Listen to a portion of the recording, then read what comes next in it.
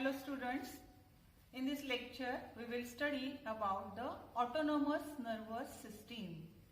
Now we have completed first the central nervous system, second the peripheral nervous system, and now we will study about autonomous nervous system. The name autonomous means self-regulated.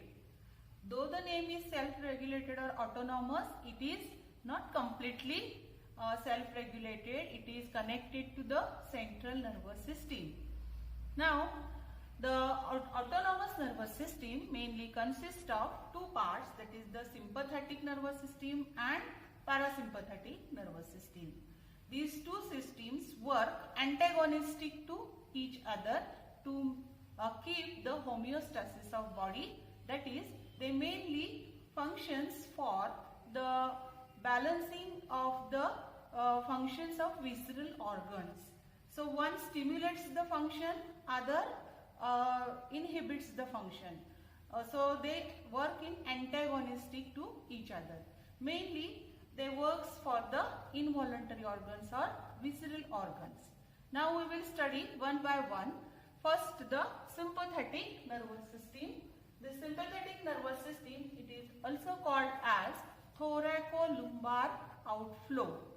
Now see, in both the systems, that is the sympathetic and parasympathetic nervous system, there are three factors, that is the three structures, that is pre-ganglionic fibers, ganglion and postganglionic fiber. In case of sympathetic nervous system, there are mainly 22 pairs of ganglia. Now they are arranged on the cords. They are called as a sympathetic cords. Now they are arranged on both the sides, either sides, on the right and left sides of the spinal cord. So they are present on either side, the sympathetic cords, and on these cords there are present 22 pairs of sympathetic ganglia. Now see, it is called as a thoracolumbar outflow because the most of the nerves, they arises from the thoracic and the lumbar region of the spinal cord. Now you know the spinal cord, it consists of mainly cervical, thoracic, lumbar and sacral. These are the regions of the spinal cord from which the spinal nerve arises. And the spinal nerve branches to form three branches, that is the ramus communicans, which communicates with the autonomous ganglia, ramus dorsalis, ramus ventralis and ramus communicans. So that ramus communicans, it communicates with the autonomous ganglia, sympathetic ganglia. So the fibers which arises from the thoracic region and lumbar region, they are more in number, so it is called as thoracolumbar outflow. Now see here, the fibers which connects the central nervous system to the ganglia, they are called as a preganglionic fibers or presynaptic fibers, or they are also called as presynaptic neurons. Then second, ganglia. From the ganglia there is a synapse between presynaptic ganglion and the ganglion, and then next the fiber which reaches towards the organ, that is called as the postsynaptic ganglion or postsynaptic fiber or postsynaptic neuron. It is also called as postganglionic neuron.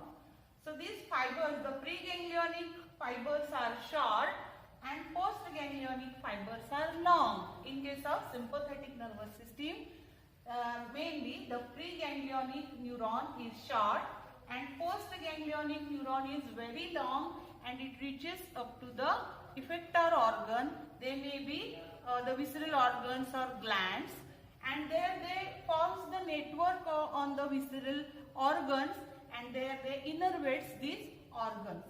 So which are these organs? Mainly the visceral organs like salivary glands, heart, kidney, stomach, intestine, urinary bladder. So almost all the visceral organs, they are controlled by this system, that is the autonomous nervous system.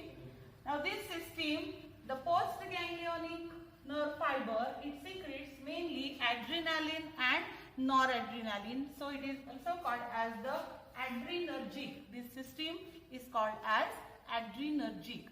And this adrenaline, it causes the acceleration of these visceral organs. It accelerates the functions of or stimulates the functions of all visceral organs except the digestive and the excretory organs.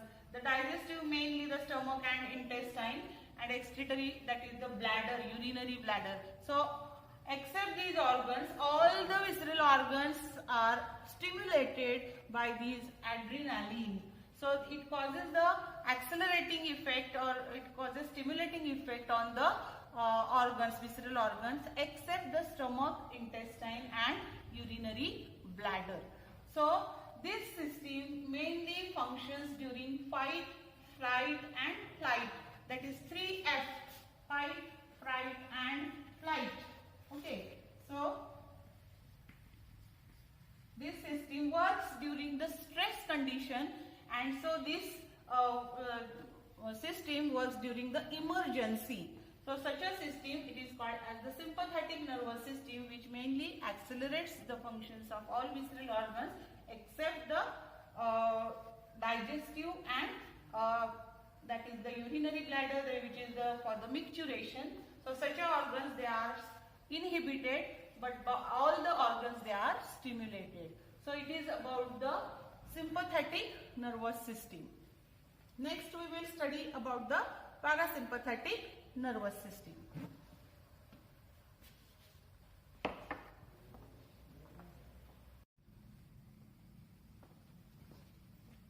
Students, in this lecture we will study about the parasympathetic nervous system. First we have studied about the sympathetic nervous system. Parasympathetic nervous system. It is also called as craniosacral outflow. Craniosacral outflow. Now this system, it is antagonistic to sympathetic nervous system. Mainly this system consists of the parasympathetic ganglia and the nerve fibers, that is the presynaptic and postsynaptic nerve fibers. The parasympathetic cords are not present, the ganglia are present just near to the visceral organs. So see here, why it is called as the craniosacral. The nerves, that is the cranial nerves, mainly the third, fourth cranial outflows, that is the third, 7, 9 and 10 cranial nerves, that is the nerves which are originated from the brain. They are mainly third, 7, 9 and 10. And sacral nerves, mainly sacral nerves, that is the second to third. Second, then third and fourth. Second, third, fourth sacral nerves. So it is called as the craniosacral outflow. Now mainly the presynaptic or preganglionic nerve fiber, it is long because the preganglionic fiber is long and the postganglionic fiber is short.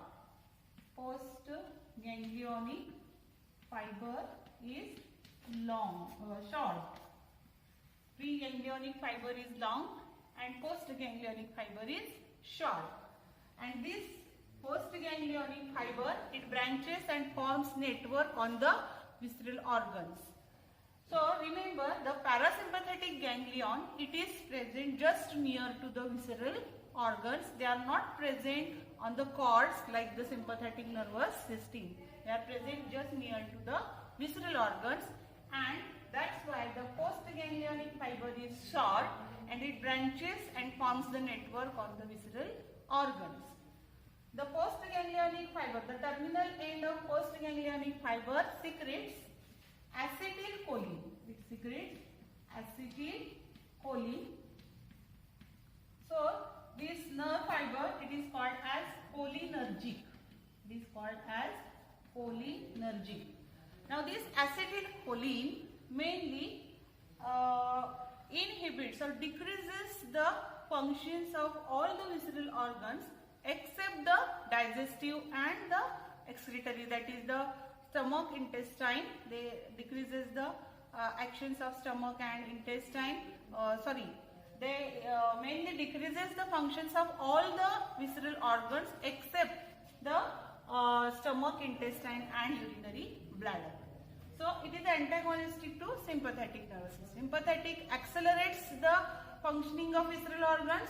Parasympathetic inhibits or decreases the functions of visceral organs. So remember, the postganglionic fiber, it is called as the cholinergic. Now this system, it mainly brings about the it slows down the actions of all visceral organs, and so it is also called as a housekeeping system. It is called as the housekeeping system because this system brings to the normal all activities of the visceral organs to the normal level, and so therefore it is called as the housekeeping system. So it is opposite to the sympathetic nervous system. Now remember, these both systems, they are antagonistic to each other and they mainly functions to keep the internal environment of the body at constant level, that is homeostasis of body. So remember, again it is called as the craniosacral outflow because it is connected to the cranial nerves and sacral nerves. The cranial nerves are 3rd, 7th, 9th and 10th, while sacral nerves are 2nd to 4th, 2nd, 3rd, 4th. So remember, the preganglionic fiber is long and postganglionic fiber is short because the ganglion is present just near the visceral organs. So preganglionic fiber is long and postganglionic fiber is short. The postganglionic fiber secretes the acetylcholine, so it is called as cholinergic, and it is a housekeeping system because it brings about the normal functioning of all visceral organs, so it is called as a housekeeping system. Now we will compare between the sympathetic and parasympathetic nervous system.